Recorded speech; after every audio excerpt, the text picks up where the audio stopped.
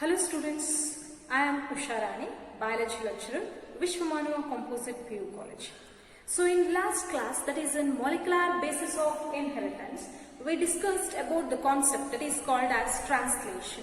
So translation andre nothing but a protein synthesis. So this is a mechanism which involves the synthesis of protein by the help of ribosomes under the guidelines of mRNA and tRNA ante helide. So the steps, this mechanism has been proposed by a scientist named called as Paul Zametnik and Francis H.C. Crick. The steps that are involved in translation, so that is an activation of an amino acid. So first to selection of amino acid, next to activation of amino acid and the amino acid get activated when they are added with an energy rich compound that is called as ATP. So after that, that is an activated amino acid has been transferred towards the tRNA. So tRNA kadege transfer agate. So next step now chain initiation anta odidevi. So that is an initiator codon that was present over the mRNA, but that is called AUG. It codes with an UAC that has been usually bind with an amino acid that has been brought by tRNA called as methionine. That is called chain initiation. So ribosomes alli ನಾವು ಹೇಳಿದ್ವಿ larger subunit, smaller subunit ಯಾವಾಗಲೂ separate ಆಗಿರುತ್ತೆ. Protein synthesis ಆಗೋ time ಅಲ್ಲಿ mRNA ಮೇಲೆ ಅವೆರಡು ಬಂದು bind ಆಗುತ್ತೆ. The smaller subunit helpful for the attachment over the mRNA. Larger subunit ಅಲ್ಲಿ ನೆನಪಿದೆ ಅಲ್ವಾ? So smaller subunit ಅಲ್ಲಿ ಏನಿದೆ mRNA, larger subunit ಅಲ್ಲಿ ಏನಿರುತ್ತೆ tRNA. ಸೊ ಎರಡು tRNA ಬಂದು ಬೈಂಡ್ ಆಗುವಂತಹ ಪ್ರಾಪರ್ಟೀಸ್ ನಾವು ಹೇಳಿದ್ದೀವಿ. ಸೊ ಅದಾದ್ಮೇಲೆ chain elongation. So reading frame continue ಆಗ್ತಾ ಹೋಗುವಂತಹ mechanism that is helpful for the formation of polypeptide bonds ಅಂತ ನಾವೇನ್ ಕರಿತೀವಿ, that is called chain elongation. So ಎಲ್ಲಿ ನಾನ್ಸೆನ್ಸ್ ಕೋಡಾನ್ಸ್ ಇರುತ್ತೆ, ದಟ್ ಇಸ್ ಅನ್ ಟರ್ಮಿನೇಟರ್ ಕೋಡಾನ್ಸ್ ಇರುತ್ತೆ, ಅಲ್ಲಿ ಪ್ರೋಟೀನ್ ಸಿಂಥಸಿಸ್ ಏನಾಗುತ್ತಪ್ಪ ಸ್ಟಾಪ್ ಆಗುತ್ತೆ. That is called as chain termination. After that, the protein that has been produced or translocated to particular organelles that they are present in the cell. So cells ಅಲ್ಲಿ ಇರುವಂತಹ organelles ಗೆ ಏನಾಗುತ್ತೆ, ಅದು protein transfer ಆಗುತ್ತೆ, ಟ್ರಾನ್ಸ್ಲೋಕೇಟ್ ಆಗುತ್ತೆ ಅಂತ ಹೇಳಿದೆ. So ಇಷ್ಟು ನಾವು ಲಾಸ್ಟ್ ಕ್ಲಾಸ್ ಅಲ್ಲಿ ಓದಿದಂತಹ ಕಾನ್ಸೆಪ್ಟ್. ಸೊ ಇವತ್ತು ಯಾವ ಕಾನ್ಸೆಪ್ಟ್ ಓದ್ತಿದ್ದೇವೆ, that is on regulation of gene expression ಅಂತ ಓದ್ತೇವೆ. ಸೊ ನೆಕ್ಸ್ಟ್ ಕಾನ್ಸೆಪ್ಟ್ ಯಾವುದು, regulation of gene expression.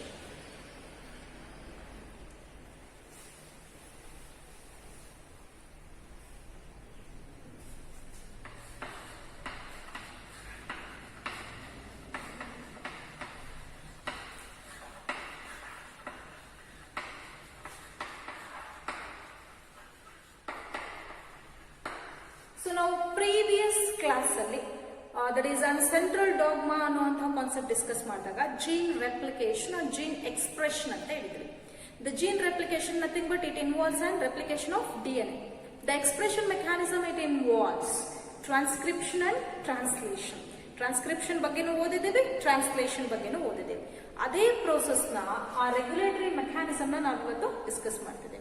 The regulation of gene expression, it has been described by the help of a concept that is called as the Lac-Operon concept.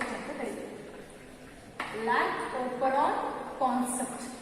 So this is a concept helpful for describing the gene expression anta karibodu.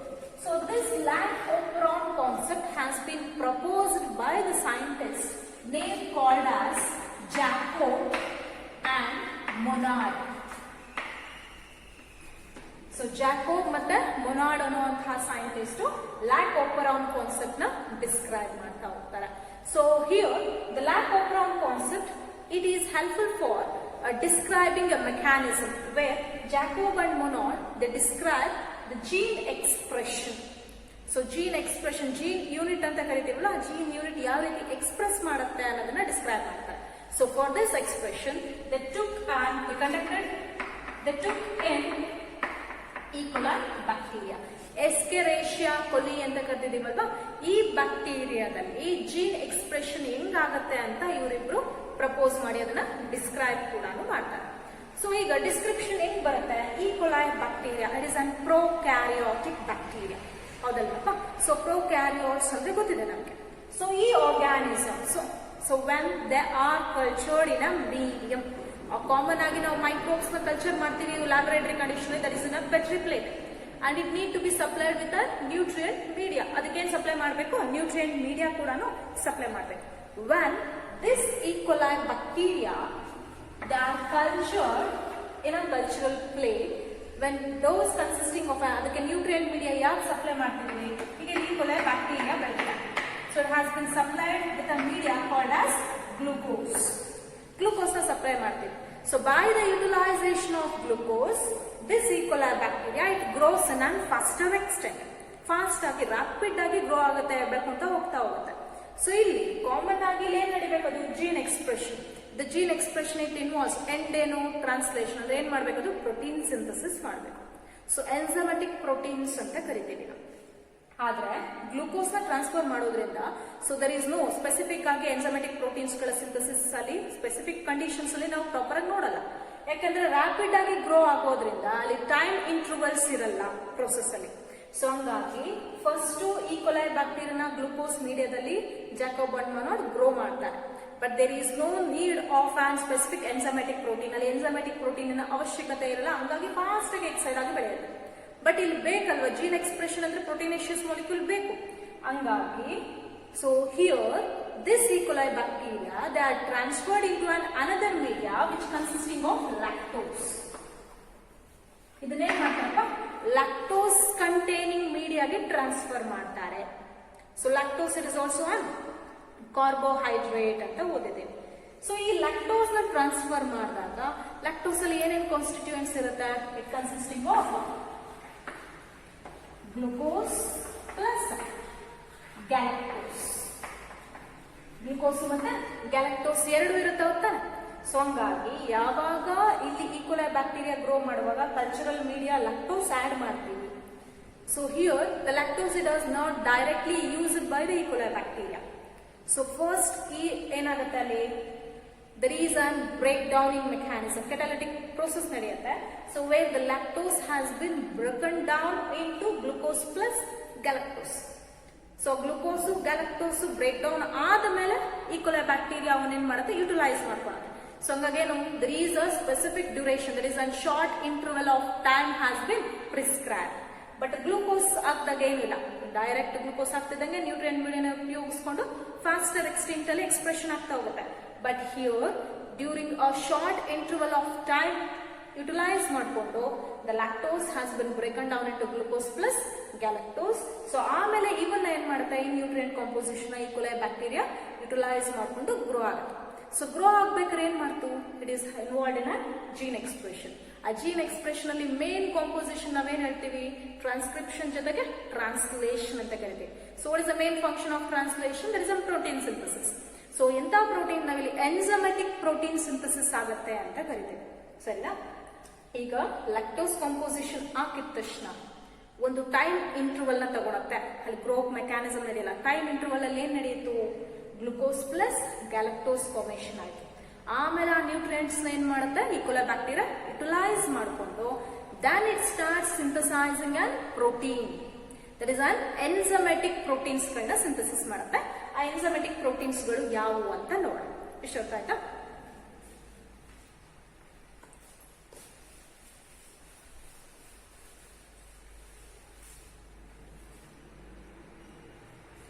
So ಈಗ E. coli bacteria ಏನ್ utilise ಮಾಡ್ಕೊಂಡಿದೆ?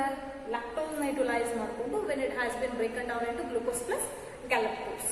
So where this starts synthesizing an 3 enzymatic protein. ಎಷ್ಟು protein synthesis ಮಾಡ್ತಾನೋ 3 enzymatic proteins ಗಳನ್ನ synthesis ಮಾಡುತ್ತೆ. So ಆ 3 enzymatic proteins ಗಳು ಯಾವ್ಯಾವು? First one, so that is an beta galactosidase, lactose permease, third one thiogalactoside transacetylase. Thiogalacto transacetylase. So ಇಲ್ಲಿ after the utilisation of specific time interval ಆದ್ಮೇಲೆ glucose plus galactose ಬಂತು. ಆ ಈ composition ಏನ್ ಮಾಡುತ್ತೆ, ಈಕೋಲೆ ಬ್ಯಾಕ್ಟೀರಿಯಾ ಯುಟಿಲೈಸ್ ಮಾಡಿಕೊಂಡು then it start showing on gene expression for the synthesis of on 3 enzymatic protein. 3 enzymatic protein ನ synthesis ಮಾಡುತ್ತೆ. ಯಾವನ್ನ? ಬೀಟಾ ಗ್ಯಾಲಕ್ಟೋಸಿಡೇಸ್ ಅಂತ ಒಂದು, lactose permease and thiogalactoside transacetylase. So what are the main function of these enzymatic protein that they are involved in gene expression ಅಂತ ತಗೊಂಡ್ರೆ, so ಈಗ E. coli bacteria are cultured in a medium which consisting of lactose ಹೌದಾನೆ. So the lactose now it was present in the surrounding media. ಇದು cultural plate. ಈ cultural plate ಅಲ್ಲಿ lactose ಇದೆ. ಇದು E. coli bacteria, ಸರಿನಾ? ಈ E. coli bacteria ಒಳಗಡೆ ಏನು ಹೋಗ್ಬೇಕು, ಈಗ ಲ್ಯಾಕ್ಟೋಸ್ ಹೊರಗಡೆ ಇರೋದು ಒಳಗಡೆ ಎಂಟ್ರಿ ಆಗ್ಬೇಕು. ಸೊ ಅದಕ್ಕೆ ಹೆಲ್ಪ್ ಮಾಡೋರು ಯಾರು ಅಂದ್ರೆ lactose ಪರ್ಮಿಯೇಸ್. Lactose permease, it is helpful for permeating. Name ಏನು ಮಾಡ್ತಿದ್ದ, permease ಅಂತ. It is helpful for permeating the lactose which was present in the surrounding media into cell. ಹೊರಗಡೆ ಇರುವಂತಹ ಲ್ಯಾಕ್ಟೋಸ್ ನ ಸೆಲ್ ಒಳಗಡೆಗೆ ಕಳಿಸ್ಕೊಂಡ್ರೆ ಅದು lactose permease. So after that lactose has been broken down into glucose plus galactose by the help of beta galactosidase. ಈ beta ಗ್ಯಾಲಕ್ಟೋಸಿಡೇಸ್ ಏನ್ ಮಾಡುತ್ತೆ, lactose ನ glucose plus galactose ಆಗಿ ಸಪರೇಟ್ ಮಾಡುತ್ತೆ, ಅಂದ್ರೆ ಬ್ರೇಕ್ ಡೌನ್ ಮಾಡುತ್ತೆ. ಆಮೇಲೆ ಅವು ಏನ್ ಮಾಡ್ತಾರೆ, ಯುಟಿಲೈಸ್ ಮಾಡ್ಕೊಂಡು ಎಂಜೈಮ್ಯಾಟಿಕ್ ಪ್ರೋಟೀನ್ ನ ಸಿಂಥಸಿಸ್ ಮಾಡಕ್ಕೆ ಇನಿಷಿಯೇಟ್ ಆಗಿದೆ. ಸೊ ಇನ್ನೊಂದು ಥಿಯೋಗ್ಯಾಲಕ್ಟೋಸೈಡ್ ಟ್ರಾನ್ಸ್ಅಸಿಟೈಲೇಸ್ ಫಂಕ್ಷನ್ ಸ್ಪೆಸಿಫಿಕ್ ಆಗಿ ಜೀನ್ ಎಕ್ಸ್ಪ್ರೆಷನ್ ಅಲ್ಲಿ ಇನ್ವಾಲ್ವ್ ಆಗಲ್ಲ, ಬಟ್ ಅದೇನ್ ಕೆಲಸ ಮಾಡುತ್ತೆ ಅಂದ್ರೆ ಡಿಟಾಕ್ಸಿಫಿಕೇಶನ್ ಅಂತ ಕರಿತೀವಿ. ಸೊ ಯಾವುದೇ ಒಂದು ರಿಯಾಕ್ಷನ್ ನಡೆಯುವಾಗ ಅಲ್ಲಿ ಟಾಕ್ಸಿಫಿಕೇಶನ್ ಇನ್ಕ್ರೀಸ್ ಆಗಬಾರ್ದು ಅಂತ ಡಿಟಾಕ್ಸಿಫಿಕೇಶನ್ ಮೆಕ್ಯಾನಿಸಮ್ ಅಲ್ಲಿ ಟ್ರಾನ್ಸ್ಅಸಿಟೈಲೇಸ್ ಅನ್ನುವಂತಹ ಎಂಜೈಮ್ಯಾಟಿಕ್ ಪ್ರೋಟೀನ್ ಇನ್ವಾಲ್ವ್ ಆಗಿರುತ್ತೆ. So this is about the introduction of an lac operon concept. So ಇಲ್ಲಿ ಏನ್ ಹೇಳ್ತೀವಿ, lac operon concept it is helpful for describing the gene expression, that is a regulation of gene expression ಅಂತ ಕರೀತೀವಿ. So what is the gene expression it describe? The process which involves an transcription and translation. So that was carried out by a gene. So gene ನಾವೇನ್ DNA ಅಂತ ಕರಿತೀವಿ, ಅದು carry ಏನ್ process ಮಾಡುತ್ತೆ, transcription ಮಾಡುತ್ತೆ, translation ಅಲ್ಲೂ ಕೂಡ involve ಆಗಿರುತ್ತೆ, ಹೌದಾ? ಸೊ ಈ ಮೆಕ್ಯಾನಿಸಮ್ ನ ನಾವು ಜೀನ್ ಎಕ್ಸ್ಪ್ರೆಷನ್ ಅಂತ ಕರಿತೀವಿ. ಸೊ ಇದು ಲ್ಯಾಕ್ ಓಪರಾನ್ ಕಾನ್ಸೆಪ್ಟ್ ಅಲ್ಲಿ ಡಿಸ್ಕ್ರೈಬ್ ಮಾಡ್ತಾರೆ. ಸೊ ಓಪೆರಾನ್ ಅನ್ನುವಂಥದ್ದು ಒಂದಿದೆ. ನಾವಿಲ್ಲಿ ಸ್ಟ್ರಕ್ಚರಲ್ ಜೀನ್ ಅಂತ ಹೇಳ್ತೀವಿ, that is an DNA sequence. So ಆ DNA ಸೀಕ್ವೆನ್ಸ್ ಅಲ್ಲಿ ಸ್ಪೆಸಿಫಿಕ್ ಸೀಕ್ವೆನ್ಸ್ ನಾವು ನೇಮ್ಗಳನ್ನ ಮಾಡ್ತೀವಿ. ದಟ್ ಇಸ್ ಅನ್ ಸಿಸ್ಟ್ರಾನ್ ಅಂತ ಇರುತ್ತೆ, ಮ್ಯೂಟಾನ್ ಅಂತ ಇರುತ್ತೆ, ರೆಕಾನ್ ಅಂತ ಇರುತ್ತೆ. ಸೊ ಏನು ನೋಡೋಣ ಇದಾದ್ಮೇಲೆ. ಸೊ ಯಾವ್ಯಾವು, ದಟ್ ಇಸ್ ಅನ್ ಸಿಸ್ಟ್ರಾನ್, ರೆಕಾನ್ ಮತ್ತೆ ಮ್ಯೂಟಾನ್, ಸರಿನಾ? ಸೊ ಸಿಸ್ಟ್ರಾನ್ ಅಂದ್ರೆ ಏನ್ ಹೇಳ್ತೀವಿ, so it is a structural gene ಅಲ್ಲಿ ಇದು ಒಂದು ಸೀಕ್ವೆನ್ಸ್, DNA ಮೇಲೆ ಇರುವಂತಹ ಒಂದು ಪರ್ಟಿಕ್ಯುಲರ್ ಸೀಕ್ವೆನ್ಸ್ ಇದು ಸಿಸ್ಟ್ರಾನ್. ಈ ಸಿಸ್ಟ್ರಾನ್ ಏನ್ ಕೆಲಸ ಮಾಡುತ್ತೆ, it is helpful for synthesizing and polypeptide chain, ಅಂದ್ರೆ ಪ್ರೋಟೀನ್ ಸಿಂಥಸಿಸ್ ಗೆ ಅದು ಹೆಲ್ಪ್ ಮಾಡುತ್ತೆ. The sequence which was undergoing recombination ಅನ್ನೋ ಪ್ರೋಸೆಸ್ ಓದಿದ್ದೇವೆ ನಾವು, ಎಕ್ಸ್ಚೇಂಜ್ ಆಫ್ ಜೀನ್ಸ್ ಅಂತ ಹೇಳ್ತೀವಲ್ವಾ, ಅದು ಆ ಜಾಗನ ತೋರಿಸುವಂತಹ ಜೀನ್ ನಾವೇನಂತ ಕರಿತೀವಿ, ರೆಕಾನ್ ಅಂತ ಕರಿತೀವಿ. ಸೊ ಅದನ್ನೇ DNA ಸೀಕ್ವೆನ್ಸ್ ಮೇಲೆ ಯಾವ್ದು ಮ್ಯೂಟೇಷನ್ ಅಂಡರ್ಗೋ ಆಗುತ್ತೋ ಆ ಪರ್ಟಿಕ್ಯುಲರ್ ರೀಜನ್ ನಾವೇನಂತ ಕರಿತೀವಿ, ಮ್ಯೂಟಾನ್ ಅಂತ ಕರಿತೀವಿ. ಸೊ ಹಂಗಾಗಿ ಇಲ್ಲಿ ಲ್ಯಾಕ್ ಓಪರಾನ್ ಅನ್ನೋದು ಕೂಡ ಸೀಕ್ವೆನ್ಸ್ ಸ್ಟ್ರಕ್ಚರಲ್ ಜೀನ್ಸ್ ಗಳು, ಕಂಟ್ರೋಲರ್ ಜೀನ್ಸ್ ಎಲ್ಲ ಹೊಂದಿರುತ್ತೆ, ಯಾವುದು ಓಪರಾನ್ ಅಂತ ಕರಿತೀವಿ. ಸೊ ಆ ಓಪರಾನ್ ಮೆಥಡ್ ಏನ್ ಮಾಡ್ತದೋ ಜೀನ್ ಎಕ್ಸ್ಪ್ರೆಷನ್ ತೋರಿಸ್ಕೊಡುತ್ತೆ, ಯಾವುದು ಓಪರಾನ್. ಸೊ ಇಲ್ಲಿ ಇನ್ನೊಂದು ಟರ್ಮ್ ಯೂಸ್ ಮಾಡಿದ್ವಿ, lac nothing but lactose. Gene expression ತೋರಿಸೋದಕ್ಕೆ ನಾವೇನ್ ಯೂಸ್ ಮಾಡಿದ್ವಿ ಮೀಡಿಯಾದಲ್ಲಿ, ಲ್ಯಾಕ್ಟೋಸ್ ಯೂಸ್ ಮಾಡಿದ್ರಿಂದ ಲ್ಯಾಕ್ ಓಪರಾನ್ ಕಾನ್ಸೆಪ್ಟ್ಸ್ ಅಂತ ನಾವಿಲ್ಲಿ ಡಿಸ್ಕ್ರೈಬ್ ಮಾಡಬಹುದು. So this is about an introduction. So when the E. coli bacteria are grown in a media which consisting of glucose, in a faster extent it grows, but it need not to the specific utilization of an enzymatic protein avashyakate illa. But when they are grown in a lactose, it has been break down into glucose plus galactose during a short interval of time ಆದ್ಮೇಲೆ 3 enzymatic protein ನ ಅದು synthesis ಮಾಡುತ್ತೆ. ಇದೇ lactose ಮೀಡಿಯಾನ ನಾವೇನಾದ್ರೂ ಕಮ್ಮಿ ಮಾಡಿದ್ವಿ ಅನ್ಕೋಣ, when the lactose addition supply ನ ನಾವು ರೆಡ್ಯೂಸ್ ಮಾಡಿದ್ರೆ ಈ 3 enzymatic protein ಸಿಂಥಸಿಸ್ ಕೂಡ ಏನಾಗುತ್ತೆ, ರೆಡ್ಯೂಸ್ ಆಗುತ್ತೆ. ಲ್ಯಾಕ್ಟೋಸ್ ಜಾಸ್ತಿ ಮಾಡಿದಾಗ ಇವುಗಳ ಸಿಂಥಸಿಸ್ ಕೂಡ ಜಾಸ್ತಿ ಆಗುತ್ತೆ ಅಂತ ಕರೀತೀವಿ. So this is about an introduction. ಇಲ್ಲಿ ಏನೇನು ಯಾವ್ಯಾವ ಎಂಜೈಮ್ಯಾಟಿಕ್ ಪ್ರೋಟೀನ್ ಏನೇನು ಕೆಲಸ ಮಾಡುತ್ತೆ ಅಂತ ಹೇಳಿದ್ವಿ. So lactose permease, it is helpful for permitting the lactose that was present in the external media into cell. Beta galactosidase helpful for breakdowning the lactose into glucose plus galactose. So trans-acetylase, it involves in detoxification. So next concept order.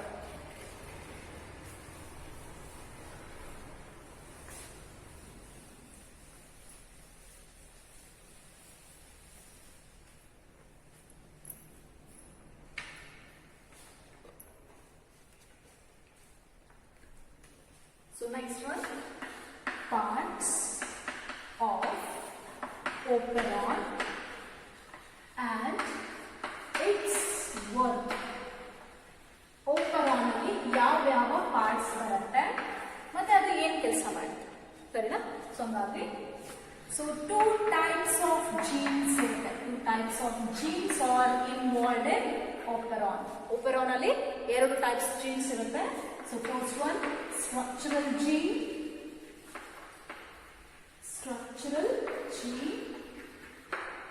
Second one, controller gene. Structural gene and control gene anta kariteve. Control antane sarina. So these are the two genes that they are involved in a gene expression. Lac operon concept na ನಾವು describe ಮಾಡಬೇಕು ಅಂದ್ರೆ ಇವೆರಡು ಜೀನಿನ functions ಗಳನ್ನ ನಾವು explain ಮಾಡಬೇಕು. So ಇದಕ್ಕೆ ಒಂದು representation ಇದೆ, ಅದನ್ನ ಬರ್ಕೊಳ್ಳೋಣ.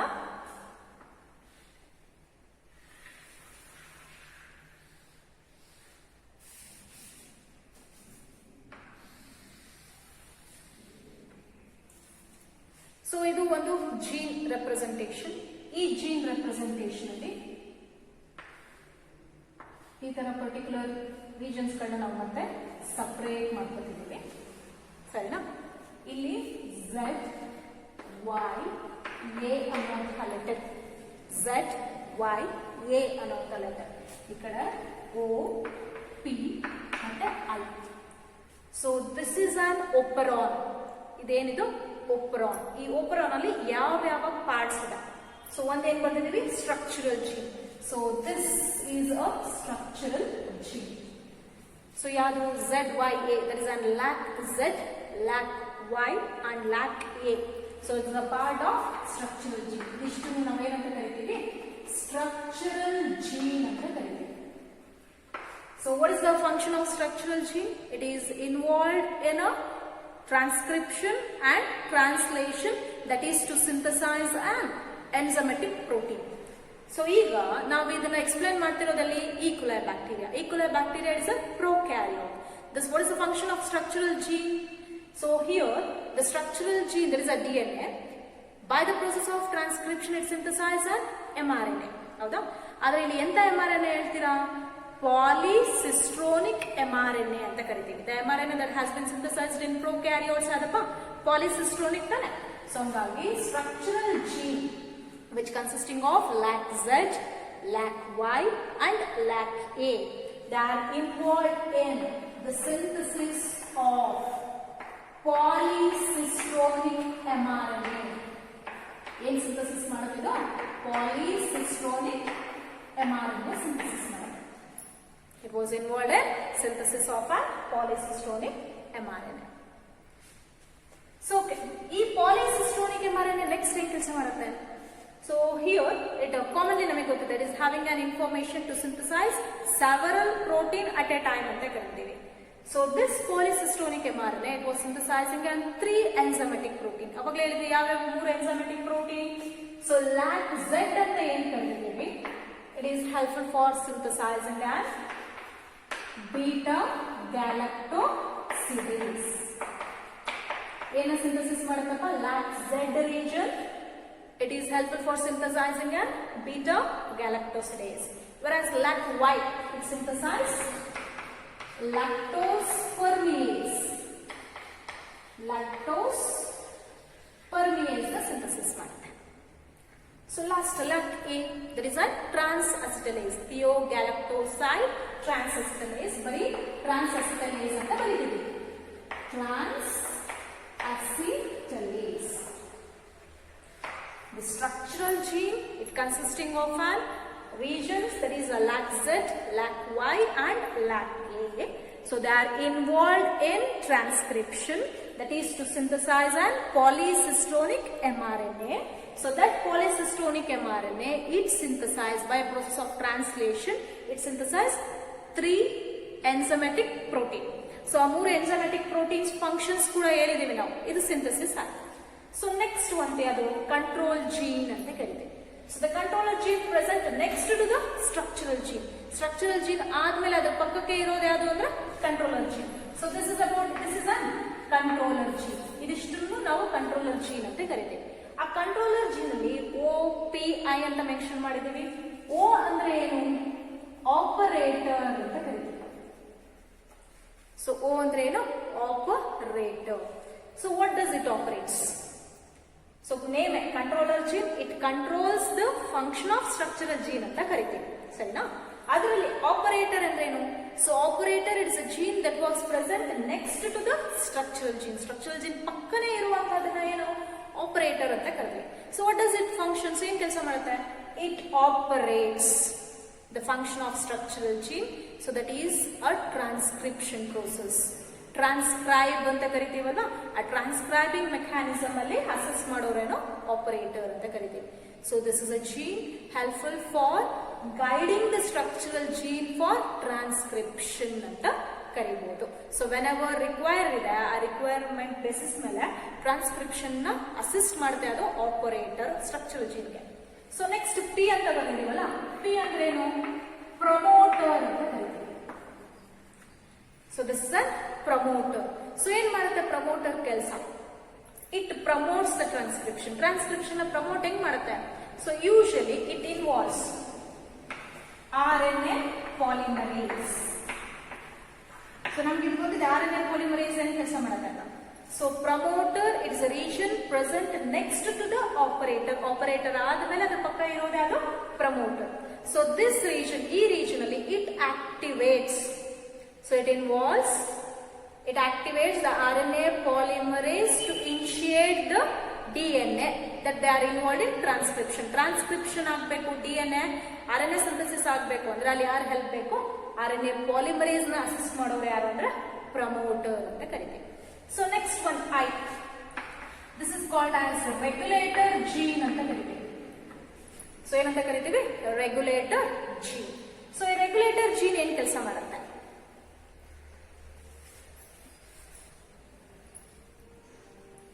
So this regulator gene, it binds to an mRNA so that to synthesize repressor protein ಅಂತ ಕರೀತೀವಿ.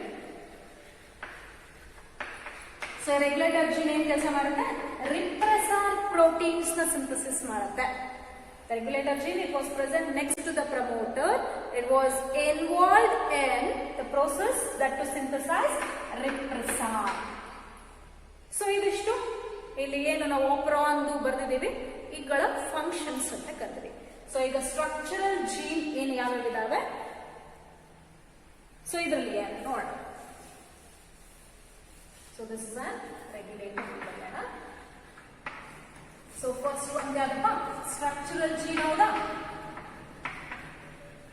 ಸೊ ಸ್ಟ್ರಕ್ಚರಲ್ ಜೀನ್, ಈ ಸ್ಟ್ರಕ್ಚರಲ್ ಜೀನ್ ಅಲ್ಲಿ ಏನೇನಿದೆ? Lac Z, lac Y, lac A. So lac Z, lac Y, lac A. Structural gene, it is helpful for synthesizing and polycystonic mRNA by transcription. By translation, it synthesizes 3 enzymatic proteins. So where the lac Z, it synthesizes beta galactosidase, lac Y, it synthesizes lactose protease, lac A, it synthesizes trans-acetylase ಅಂತ ಓದ್ತೀವಿ. So ಇದು structural gene ನ ಕೆಲಸ. ಎರಡನೇನು? Control gene. So control gene ಅಲ್ಲಿ ಯಾರು ಬರುತ್ತೆ? First one operator, second one promoter, third one regulator. ಹೌದಲ್ವಾ? ಸೊ ಈಗ controller gene, it controls the function of structural gene ಅಂತ ಕರೆದಿದ್ದೇವೆ. ಸೊ ಅದರಲ್ಲಿ ಆಪರೇಟರ್ ಏನ್ ಕೆಲಸ ಮಾಡುತ್ತೋ? It operates the function of structural gene so that involved in transcription whenever it needs. promoter, it was present next to the operator, so where it is assisting the RNA polymerase to bind with an DNA that was involved in transcription. So transcription ಗೆ necessary ಇರುವಂತ RNA polymerase ನ assist ಮಾಡಕ್ಕೆ help ಮಾಡುತ್ತೆ. So regulator it is helpful for synthesizing a repressor protein. ಏನು synthesis ಮಾಡುತ್ತೆ? ಅದು regressor protein ನ synthesis ಮಾಡುತ್ತೆ. ಸೊ ಈ ರಿಪ್ರೆಸರ್ ಪ್ರೋಟೀನ್ ಏನ್ ಕೆಲಸ ಮಾಡುತ್ತೆ ಅನ್ನೋದು ನಮಗೆ ಬೇಕಾಗುತ್ತೆ. Repress, it stops the mechanism. So if in the cultural media, ಈಗ ಈ ಕೊಲೆ ಬ್ಯಾಕ್ಟೀರಿಯಾ ನ್ಯೂಟ್ರಿಯೆಂಟ್ ಮೀಡಿಯಾದಲ್ಲಿ ಬೆಳೆಸ್ತಿದ್ದೇವೆ, ಬೆಳೆಸುವಾಗ ಸ್ಟ್ರಕ್ಚರಲ್ ಜೀನ್ ಏನ್ ಕೆಲಸ ಮಾಡ್ತು, ಇವು ಏನ್ ಕೆಲಸ ಮಾಡ್ತು ಆಯ್ತು. ಅಕಸ್ಮಾತ್ ನಾವು ಲ್ಯಾಕ್ಟೋಸ್ ಹಾಕಿಲ್ಲ, in absence of lactose, so this repressor it binds to operator. Lactose ಇಲ್ಲ ಅಂದ್ರೆ ಏನಾಗುತ್ತೆ, ಈ ರಿಪ್ರೆಸರ್ ಹೋಗ್ಬಿಟ್ಟು ಎಲ್ಲಿಗೆ ಬೈಂಡ್ ಆಗುತ್ತೆ, ಆಪರೇಟರ್ ಅನ್ನುವಂತಹ ರೀಜನ್ಗೆ ಬೈಂಡ್ ಆಗುತ್ತೆ. So if it binds to an operator ಕೆಲಸ ಮಾಡಲ್ಲ. So if operator ಕೆಲಸ ಮಾಡಿಲ್ಲ ಅಂದ್ರೆ it was not assisting the structural gene to synthesize enzymatic protein. ಅವಾಗ ಅಲ್ಲಿ ನಡೆಯೋ ಜೀನ್ ಎಕ್ಸ್ಪ್ರೆಷನ್ ಮೆಕ್ಯಾನಿಸಮ್ ಎಲ್ಲ ಏನಾಗುತ್ತೆ, ಸ್ಟಾಪ್ ಆಗುತ್ತೆ, ಶಟ್ ಆಫ್ ಆಗುತ್ತೆ ಅಂತ ಕರಿತೀವಿ. ಸೊ ಅಕಸ್ಮಾತ್ ನಾವಲ್ಲಿ ಲ್ಯಾಕ್ಟೋಸ್ ಆಡ್ ಮಾಡಿದೀವಿ, ಅವಾಗ ಲ್ಯಾಕ್ಟೋಸ್ ಏನಾಗುತ್ತೆ, it combine with regressor protein ಜೊತೆ ಲ್ಯಾಕ್ಟೋಸ್ ಕೂತ್ಕೊಂಡ್ಬಿಡುತ್ತೆ. ಅವಾಗ ಆಪರೇಟರ್ ಫ್ರೀ ಇದೆ, it was assisting the structural gene to synthesize enzymatic protein. Transcription ಮತ್ತೆ translation gene expression ಅಲ್ಲಿ ಇನ್ವಾಲ್ವ್ ಆಗುತ್ತೆ. ಇದೇ ಲ್ಯಾಕ್ ಓಪರಾನ್ ಕಾನ್ಸೆಪ್ಟ್ ನ ಎರಡು ಮೆಕ್ಯಾನಿಸಮ್ ಅಲ್ಲಿ ನಾವು ಡಿಸ್ಕ್ರೈಬ್ ಮಾಡ್ತೀವಿ. ದಟ್ ಈಸ್ ಆನ್ ಓಪರಾನ್ ಆಫ್ ಅಂತ ಒಂದು ಸಿಸ್ಟಮ್, ಓಪರಾನ್ ಆನ್ ಅಂತ ಒಂದು ಸಿಸ್ಟಮ್. ಸೊ ಇಷ್ಟ ಅರ್ಥ ಆಗಿದೆ. ಸೊ ಓಪರಾನ್ ಪಾರ್ಟ್ಸ್ ಗಳು ಯಾವ್ಯಾವಿದೆ, ಯಾವ್ಯಾವ ಪಾರ್ಟ್ಸ್ ಏನೇನ್ ಫಂಕ್ಷನ್ ಮಾಡ್ತಾರೆ. ಸೊ ಓಕೆ, ನೆಕ್ಸ್ಟ್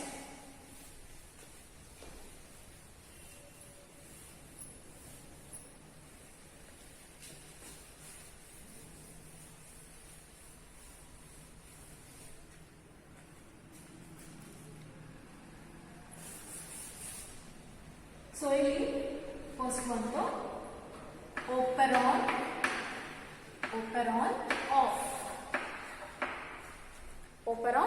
ಆಫ್ ಅನ್ನುವಂತಹ system.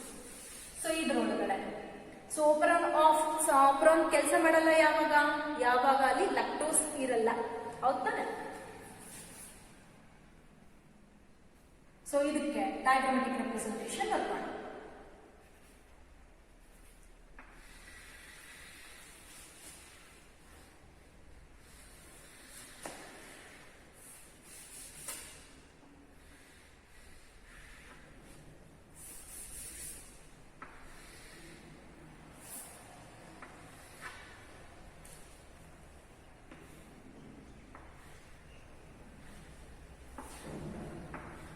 So this is an Z, Y, A, O, P and I. So this is an structural gene. This is the control gene. So ಇದರಲ್ಲಿ ಇದು operator. So ಇದು promoter, so ಇದು regulator. So ಇಲ್ಲಿ structural gene operator ಮತ್ತೆ promoter gene expression ಅಲ್ಲಿ involve ಆಗಿರುತ್ತೆ, but regulator gene expression ಅಲ್ಲಿ involve ಆಗಿರಲ್ಲ. ಹಂಗಾಗಿ ನಾವು ಇಲ್ಲಿ ತನಕ ಇವನ್ನ ಏನಂತ ಕರಿತೀವಿ, ಲ್ಯಾಕ್ ಓಪರಾನ್ ಅಂತ ಕರಿತೀವಿ.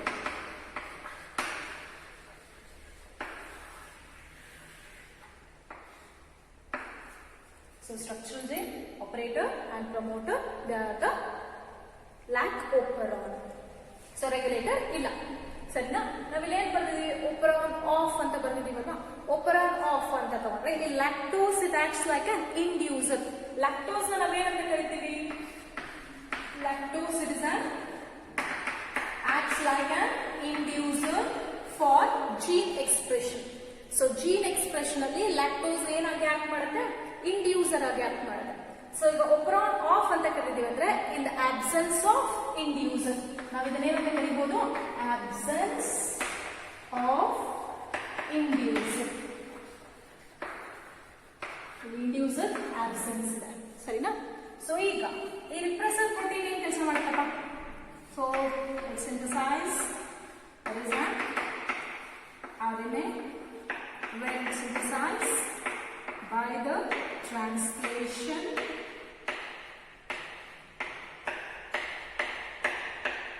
that is an repressor protein. ಇದನ್ನೇನಂತ ಕರಿತೀವಿ? repressor protein ನ ಸಿಂಥಸಿಸ್ ಮಾಡ್ತೀವಿ. ಅದು ರೆಗ್ಯುಲೇಟರ್ ಜೀನ್. ಸೊ ಇದನ್ನ ಈಗ ನಾವಿಲ್ಲಿ ಲ್ಯಾಕ್ಟೋಸ್ ಹಾಕದೇ ಇದ್ದಾಗ ಏನಾಗುತ್ತೆ ಅವಾಗ ಹೇಳಿದ್ರಿ ಕೂಡ. So if there is an absence of lactose, so this repressor protein it binds to promoter. ಏನಕ್ಕೆ ಬೈಂಡ್ ಆಗಿದ್ದು? ಪ್ರಮೋಟರ್ಗೆ ಬೈಂಡ್. ಇದನ್ನೇನಂತ ಕರಿತೀವಿ? Regressor binds to operator. Repressor binds to operator. So avagénayitu? There is no transcription. So transcription ಅನ್ನೋ process ನಡೆಯಲ್ಲ. So that inhibits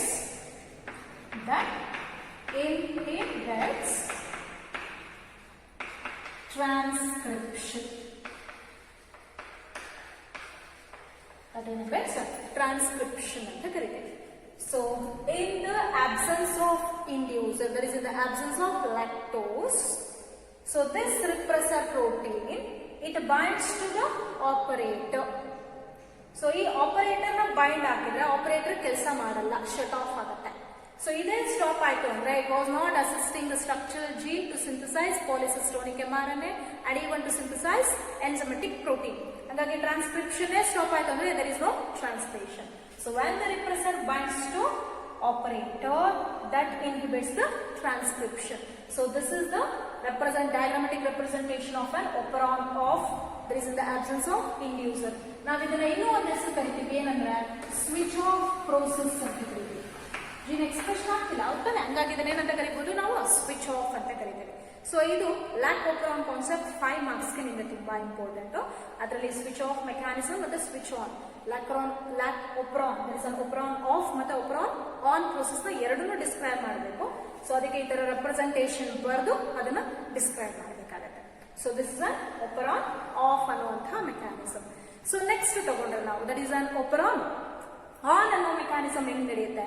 on ಅಂತ ಏನಾಯ್ತು? Lactose ನ add ಮಾಡ್ತೀವಿ ಅಂತ ಅರ್ಥ ಹೌದಾನೆ. ಸೊ ಇಷ್ಟ ಅರ್ಥ ಆಗಿದೆ. Next there is an operon on ಅಂತ ಬರ್ಕೊಳ್ಳೋಣ. ಎರಡನೇ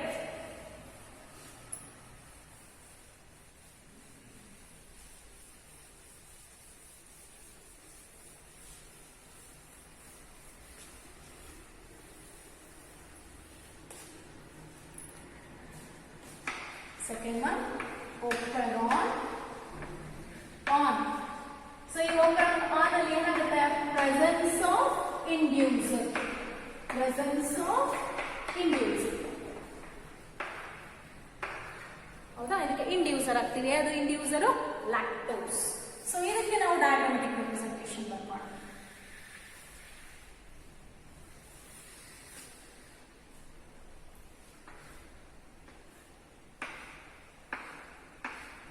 So Z, Y, A, O, P, I. So this is a structural gene.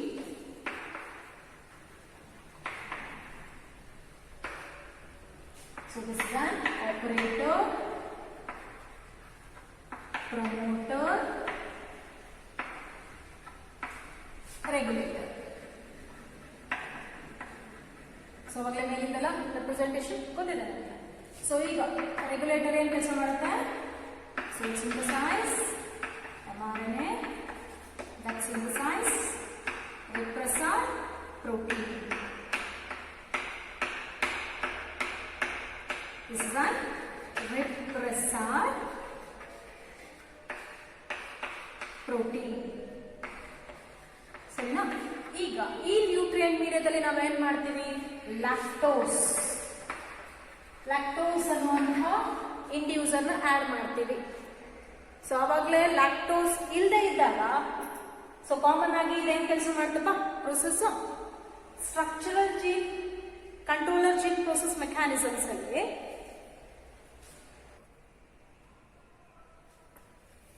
So repressor protein ಈಗ ಏನಾಗುತ್ತೆ? If there is an lactose, it does not bind to operator. Lactose ಇಲ್ದಾಗ ಏನಾಯ್ತು, repressor protein ಹೋಗ್ಬಿಟ್ಟು ಆಪರೇಟರ್ಗೆ bind ಆಗ್ಬಿಟ್ಟು process ನ stop ಮಾಡಿತ್ತು. So ಈಗ ನಾವಿಲ್ಲೇನ್ ಆಡ್ ಮಾಡ್ತೀವಪ್ಪ, ಇಂಡ್ಯೂಸರ್. ಇಂಡ್ಯೂಸರ್ ಯಾರಿಲ್ಲಿ, reason lactose is the inducer. So inducer ನ ಈ ತರ ತೋರಿಸ್ತೀವಿ. So when the inducer has been added, so this inducer it binds to the repressor. Inducer ಏನಾಗುತ್ತೆ, repressor ಜೊತೆ bind ಆಗುತ್ತೆ.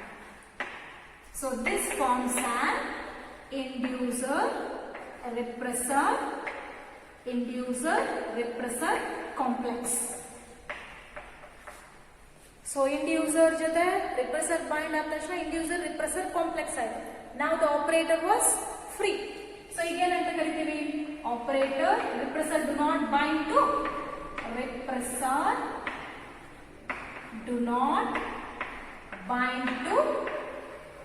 operator. operator ಹೋಗಿ bind ಆಗಿಲ್ಲ ಇವಾಗ, ಹೌದಾ? ಸೊ ಅವಾಗ ಏನ್ ಮಾಡುತ್ತೆ operator, it operates the function of structural gene. So that is to synthesize polycistronic mRNA. So ಏನು ಕೆಲಸ ಮಾಡುತ್ತೆ, polycistronic mRNA ಸಿಂಥಸಿಸ್ ಮಾಡುತ್ತೆ. ಸೊ ಈ polycistronic mRNA ಒಂದೊಂದು ಏನೇನು ಕೆಲಸ ಮಾಡುತ್ತೆ, LAC-Z which synthesize beta galactosidase. So this one lactose permease, there is a LAC-Z ಏನು ಮಾಡುತ್ತೆ, lactose permease ನ ಸಿಂಥಸಿಸ್ ಮಾಡುತ್ತೆ. LAC-A ಟ್ರಾನ್ಸ್ಅಸಿಟೈಲೇಸ್ ನ ಸಿಂಥಸಿಸ್ ಮಾಡುತ್ತೆ, ಟ್ರಾನ್ಸ್ಅಸಿಟೈಲೇಸ್. So ಇದರಲ್ಲಿ lactose permease, it permeates the lactose present in the surrounding media into cell. So where the lactose has been broken down into glucose plus galactose by beta galactosidase. So ಅದು next ಏನ್ ಕೆಲಸ ಮಾಡಿದ್ರೆ detoxification. So ಇದನ್ನ ನಾವೇನಂತ ಕರಿತೀವಿ, switch on process.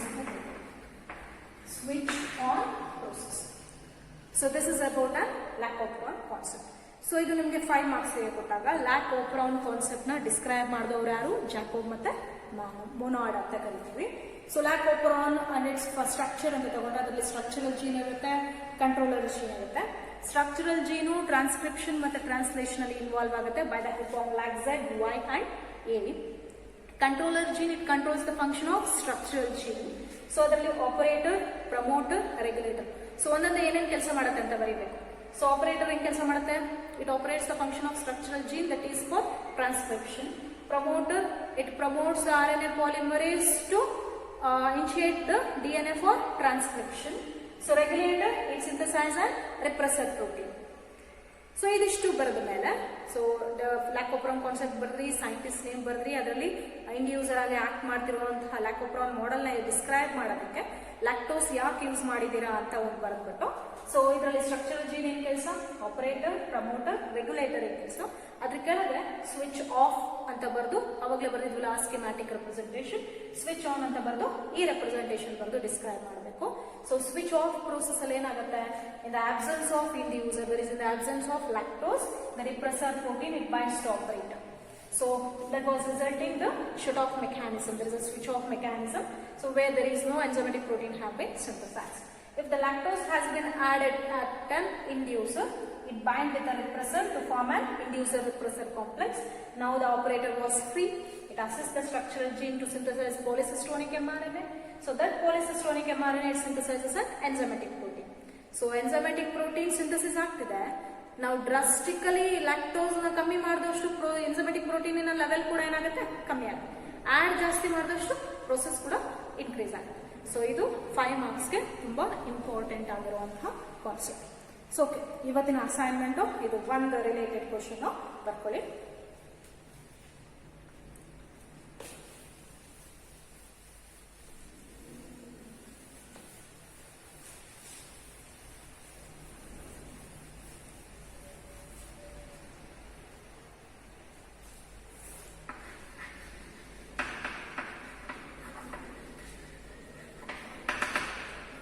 First one, who proposed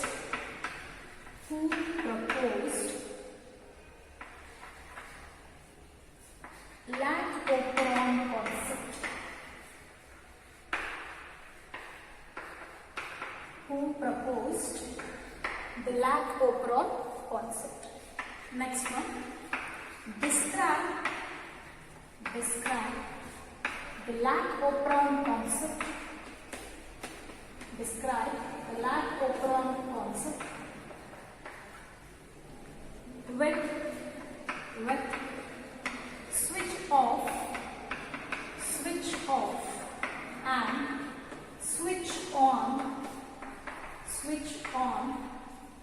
mechanism.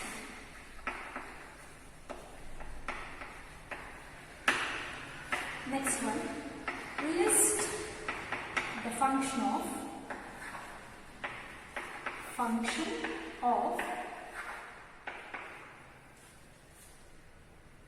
first one. So ಯಾವುದೇನೇನು ಕೆಲಸ ಮಾಡುತ್ತೆ ಅಂತ first one that is a lactose permease.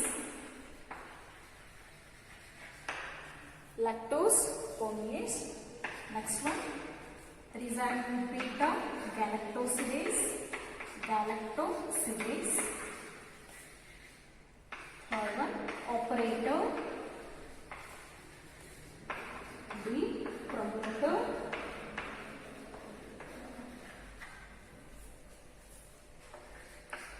and regulator. So ಇವಿಷ್ಟು ಏನೇನು ಕೆಲಸ ಮಾಡುತ್ತೆ ಅಂತ ಬರೀಬೇಕಾಗತ್ತೆ. ಸೊ ಇವತ್ತಿನ ಅಸೈನ್ಮೆಂಟು ಇಷ್ಟು. ಸೊ ಇದರಲ್ಲಿ ನಿಮ್ಗೆ ಏನಾದ್ರು ಡೌಟ್ಸ್ಗಳಿದ್ರೆ ಕ್ಲಾರಿಫಿಕೇಶನ್ ಮಾಡ್ಕೊಳೋದಕ್ಕೆ ಕಾಲ್ ಮಾಡ್ಬೋದು. ಸೊ ಇದು ಸೈಂಟಿಸ್ಟ್ ನೇಮ್ ಮೆನ್ಷನ್ ಮಾಡಿ, ಇದು ಸ್ವಿಚ್ ಆನ್ ಸ್ವಿಚ್ ಆಫ್ ಮೆಕ್ಯಾನಿಸಮ್ಗೆ ಡಯಾಗ್ರಾಮೆಟಿಕ್ ರೆಪ್ರೆಸೆಂಟೇಷನ್ ಬರೆದು ಡಿಸ್ಕ್ರೈಬ್ ಕೊಡಬೇಕು. ಸೊ ಇಲ್ಲಿ ಏನೇನು ಬರೆದಿದ್ದೀವಿ, ABCDE, ಇದು ಒಂದೊಂದೊಂದು ಫಂಕ್ಷನ್ನ ನೀಟಾಗಿ ಮೆನ್ಷನ್ ಮಾಡ್ಬೋದು. So okay students, thank you. ಇವತ್ತು ನಾವು ಡಿಸ್ಕಸ್ ಮಾಡಿದಂತಹ concept that is an Lac-Operon concept. Lac-Operon concept has been described by a scientist name called as Jacob and Monod, ಹೌದಲ್ವಾ? ಸೊ ಈಗ ಈ ಕಾನ್ಸೆಪ್ಟ್ಸ್ನ ಡಿಸ್ಕ್ರೈಬ್ ಮಾಡೋಕ್ಕೆ Jacob and Monod they took an microbe that is called as an E coli bacteria, so where they are cultured in an nutrient medium consisting of glucose. So first ಗ್ಲೂಕೋಸಲ್ಲಿ ಅದನ್ನು culture ಮಾಡ್ತಾರೆ, but ಸಬ್ಸಿಕ್ವೆಂಟಾಗಿ ಗ್ಲೂಕೋಸ್ನ utilise ಮಾಡಿಕೊಂಡಾಗ they are not synthesising an enzymatic protein ಅನ್ನೋದನ್ನು ನಾವು study ಮಾಡೋಕ್ಕೆ ಕಷ್ಟ ಆಗುತ್ತೆ. ಹಂಗಾಗಿ instead of glucose they utilise the lactose in the media. So ಲ್ಯಾಕ್ಟೋಸ್ನ ಯೂಸ್ ಮಾಡೋದ್ರಿಂದ ಏನಾಯಿತು, short interval of time result ಆಗುತ್ತೆ. ಬಿಕಾಸ್ ಲ್ಯಾಕ್ಟೋಸಲ್ಲಿ ಗ್ಲೂಕೋಸ್ ಪ್ಲಸ್ ಗ್ಯಾಲಕ್ಟೋಸ್ ಇರುತ್ತೆ, ಅವೆರಡೂ ಬ್ರೇಕ್ ಡೌನ್ ಆಗಿ ಆಮೇಲೆ ಮೈಕ್ರೋಬ್ ಅದನ್ನು ಯುಟಿಲೈಸ್ ಮಾಡಿಕೊಂಡು ಜೀನ್ ಎಕ್ಸ್ಪ್ರೆಷನಲ್ಲಿ ಇನ್ವಾಲ್ವ್ ಮಾಡ್ಕೊಳೋದ್ರಿಂದ ಆ ಟೈಮ್ ಆಫ್ ಇಂಟರ್ವಲಲ್ಲಿ ಸ್ಟಡಿ ಮಾಡೋಕ್ಕೆ ಇದು ಹೆಲ್ಪ್ ಮಾಡುತ್ತೆ. ಹಂಗಾಗಿ ಲ್ಯಾಕ್ಟೋಸ್ ಅನ್ನುವಂಥ ಮೀಡಿಯಾನ ಇಲ್ಲಿ ಯೂಸ್ ಮಾಡ್ತಾರೆ. So what are the components that they are involved in an Lac-Operon ಅಂತ ತಗೊಂಡ್ರೆ, so it consisting of 2 types of gene. That is a structural gene, ಇದಿಷ್ಟನ್ನು ನಾವು ಕಂಟ್ರೋಲರ್ ಜೀನ್ ಅಂತ ಕರಿತೀವಿ. ಸೊ ಸ್ಟ್ರಕ್ಚರಲ್ ಜೀನ್ ಏನಿದೆ, it consisting of LAC-Z, LAC-Y and LAC-A. So main function of structural gene that they are involved in an transcription, that to synthesize an mRNA. So that is ಎಂಥ mRNA, E. coli bacteria ಆಗಿರೋದ್ರಿಂದ polycistronic mRNA. So where it is helpful for synthesizing and many protein, there is an enzymatic proteins ಅಂತ ಕರಿತೀವಿ. ಯಾವ್ಯಾವ enzymatic proteins synthesis ಮಾಡುತ್ತೆ, LAC-Z region it synthesize beta galactosidase, LAC-Y lactose permease, LAC-A transacetylase. So ಇಲ್ಲಿ beta galactosidase ಏನು ಮಾಡುತ್ತೆ, ಲ್ಯಾಕ್ಟೋಸ್ನ glucose plus galactose ಆಗಿ convert ಮಾಡಿದರೆ ಸರೌಂಡಿಂಗ್ ಮೀಡಿಯಾದಲ್ಲಿರುವಂತಹ ಲ್ಯಾಕ್ಟೋಸ್ನ ಸೆಲ್ಸ್ ಒಳಗಡೆ ಕಳಿಸ್ಕೊಡೋರು ಯಾರು, ಪರ್ಮೇಸ್. ಸೊ ಟ್ರಾನ್ಸ್ಅಸಿಟಲೇಸ್ ಏನು ಕೆಲಸ ಮಾಡುತ್ತೆ, so it involved in and detoxification ಅಂತ ಕರಿತೀವಿ. And even it adds an acetyl group to galactose ಅಂತ ಕರಿಬೋದು. ಸೊ ವೆರಾಸ್ ಈ ಕಡೆ ಕಂಟ್ರೋಲರ್ ಜೀನ್ ಅಂತ ಬರೆದಿದ್ದೀವಲ್ಲ, ಅದರಲ್ಲಿ the region that was present next to the structural gene is called as an operator. It operates the function of structural gene. So structural gene in transcription translation ಮಾಡಬೇಕು ಅಂದರೆ ಅದನ್ನು function operate ಮಾಡೋರು operator. So promoter ಏನು ಕೆಲಸ ಮಾಡುತ್ತೆ, ಟ್ರಾನ್ಸ್ಕ್ರಿಪ್ಷನ್ಗೆ ಬೇಕಾಗಿರುವಂಥ RNA polymerase ಎನ್ಸೈಮ್ನ initiate ಮಾಡಿಬಿಟ್ಟು so DNA ಜೊತೆಗೆ ಅದು ಟ್ರಾನ್ಸ್ಫರ್ ಮಾಡೋಕ್ಕೆ ಹೆಲ್ಪ್ ಮಾಡುತ್ತೆ. ಸೊ ಇಲ್ಲಿ ನೆಕ್ಸ್ಟ್ ಹೇಳ್ತೀವಿ that is an regulator gene. So ಈ ರೆಗ್ಯುಲೇಟರ್ ಜೀನ್ ಏನು ಮಾಡುತ್ತೆ, it synthesizes an repressor protein ಅಂತ ಕರಿತೀವಿ. ಸೊ ಇಷ್ಟು ಸ್ಟ್ರಕ್ಚರ್ ಆಫ್ Lac-Operon. ಸೊ ಇದರಲ್ಲಿ ನಾವು ಒಪರಾನ್ ಆಫ್ ಮತ್ತು ಒಪರಾನ್ ಆನ್ ಅಂತ ಕರಿತೀವಿ. ಅಂದರೆ ಜೀನ್ ಎಕ್ಸ್ಪ್ರೆಷನ್ ಯಾವ ರೀತಿ ಆಗ್ತಿದೆ ಅನ್ನೋದಕ್ಕೆ ಸ್ವಿಚ್ ಆಫ್ ಮತ್ತು ಸ್ವಿಚ್ ಆನ್ ಮೆಕ್ಯಾನಿಸಮ್. ಸೊ ಇಲ್ಲಿ ಇಂಡ್ಯೂಸರ್ ಅನ್ನೋ ಆ್ಯಕ್ಟಿಂಗ್ ಮೀಡಿಯಾ ಯಾವುದಾಗುತ್ತೆ, ಲ್ಯಾಕ್ಟೋಸ್ ಆಗುತ್ತೆ. ಅದ್ರ ಬಗ್ಗೆ ನಾವು ತಿಳ್ಕೊಳ್ತಾ ಹೋದರೆ ಇಲ್ಲಿ lac operon which consisting of Z, Y and A, operator, promoter, regulator. So regulator ಏನು ಕೆಲಸ ಮಾಡುತ್ತೆ ಅಂತ ಹೇಳಿದ್ವಿ, ಇಟ್ ಸಿಂಥಸೈಸ್ ಇಲ್ಲಿ mRNA ಸಿಂಥಸಿಸ್ ಮಾಡಿದೆ. ಮತ್ತು ಪ್ರೋಟೀನ್, ಎಂಥ ಪ್ರೋಟೀನ್, ರಿಪ್ರೆಸಾರ್ ಪ್ರೋಟೀನ್ಸ್ ಅಂತ ಕರಿತೀವಿ. ಸೊ ಈ ರಿಪ್ರೆಸಾರ್ ಪ್ರೋಟೀನ್ಗೆ ಯಾವುದೇ ಕಾಂಪೊನೆಂಟ್ ಇಲ್ಲ ಬೈಂಡ್ ಆಗೋಕ್ಕೆ. ಸೊ ಹಂಗಾಗಿ ಏನು ಮಾಡುತ್ತೆ, so this repressor protein it bind to ಆಪರೇಟರಿಗೆ ಹೋಗಿ ಬೈಂಡ್ ಆಗುತ್ತೆ. ಸೊ ಈಗ RNA ಪಾಲಿಮರೇಸ್ ಇದ್ದಿದ್ದು ಆಪರೇಟರ್ನ ಹೆಲ್ಪ್ ಮೂಲಕ ಸ್ಟ್ರಕ್ಚರಲ್ ಜೀನ್ ಮೂಲಕ ಏನು ಮಾಡಬೇಕಿತ್ತು, mRNA ಸಿಂಥಸಿಸ್ ಮಾಡಬೇಕಿತ್ತು. ಸೊ ಈಗ RNA ಪಾಲಿಮರೇಸ್ ಮುಂದೆ ಹೋಗೋಕ್ಕೆ ಜಾಗನೇ ಇಲ್ಲ, ಯಾಕೆಂದರೆ the operator it has been occupied by the help of repressor protein. So repressor protein bind ಆಗೋದ್ರಿಂದ so this structural gene it was not synthesising any mRNA. So ಆ mRNAನೇ synthesis ಆಗ್ತಿಲ್ಲ ಅಂತಂದರೆ ಆ ಪ್ರೋಸೆಸ್ನ ನಾವು ಒಪರಾನ್ ಆಫ್ ಅಂತ ಕರಿತೀವಿ. ಸೊ ಒಪರಾನ್ ಆನಲ್ಲಿ ಈಗ ಇಲ್ಲೇನು lac I that is called as an repressor protein which synthesise mRNA, regulator gene which synthesize mRNA and again it synthesize repressor protein. So ಈ ರಿಪ್ರೆಸರ್ ಪ್ರೋಟೀನ್ ಮೀಡಿಯಾದಲ್ಲಿ ನಾವೇನು ಆ್ಯಡ್ ಮಾಡ್ತೀವಿ, lactose which acts like an inducer. So ಇಂಡ್ಯೂಸರ್ನ ಹಾಕಿದ ತಕ್ಷಣ protein ಜೊತೆ bind ಆಗಿದೆ, that is forms an inducer repressor complex. So inducer repressor complex ಆದ ತಕ್ಷಣ ನಾವು the operator was free, it was not bind with any repressor. So ಈ RNA polymerase ಏನು ಮಾಡುತ್ತೆ, ಸ್ಟ್ರಕ್ಚರಲ್ ಜೀನ್ ಹೆಲ್ಪ್ ತೊಗೊಂಡು mRNA ಸಿಂಥಸಿಸ್ ಮಾಡ್ತು. So that mRNA synthesise 3 enzymatic proteins like beta galactosidase, permease and transacetylase. So ಇದನ್ನು ನಾವೇನಂತ ಕರಿತೀವಿ, switch on ಅಥವಾ ಒಪರಾನ್ on ಅಂತ ಕರಿತೀವಿ. ಸೊ ಇದು ನಾವು ಡಯಾಗ್ರಾಮೆಟಿಕ್ ರೆಪ್ರೆಸೆಂಟೇಷನ್ ನಮ್ಮ NCERT ಟೆಕ್ಸ್ಟ್ ಬುಕ್ಕಲ್ಲಿರೋದು, ನೀವು ಎಕ್ಸಾಮಲ್ಲಿ ಬರಿಬೇಕಾಗಿರೋದು ಈ ಡಯಾಗ್ರಾಮೆಟಿಕ್ ರೆಪ್ರೆಸೆಂಟೇಷನು. ಸೊ ಫಸ್ಟ್ ಒಂದು ಒಪರಾನ್ ಆಫ್ ತೋರಿಸ್ತಿದೆ. ಸೊ ಅದರಲ್ಲಿ ರೆಗ್ಯುಲೇಟರ್ ರಿಪ್ರೆಸರ್ ಪ್ರೋಟೀನ್ ಸಿಂಥಸಿಸ್ ಆಗ್ತಿದೆ.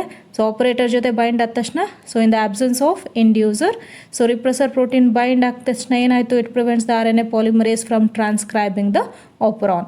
ಸೊ ಅದೇ ರಿಪ್ರೆಸರ್ ಪ್ರೋಟೀನ್ಗೆ ಇಂಡ್ಯೂಸರ್ ಕಾಂಪ್ಲೆಕ್ಸ್ ಬಂದು ಬೈಂಡ್ ಆದ ತಕ್ಷಣ, so this helpful for structural gene, it is helpful for synthesizing an polycystonic mRNA where it again synthesizes an enzymatic proteins anta karibodu. So this is about the concept today. Okay, ಚೆನ್ನಾಗಿ ಓದ್ಕೊಳ್ಳಿ students. Thank you.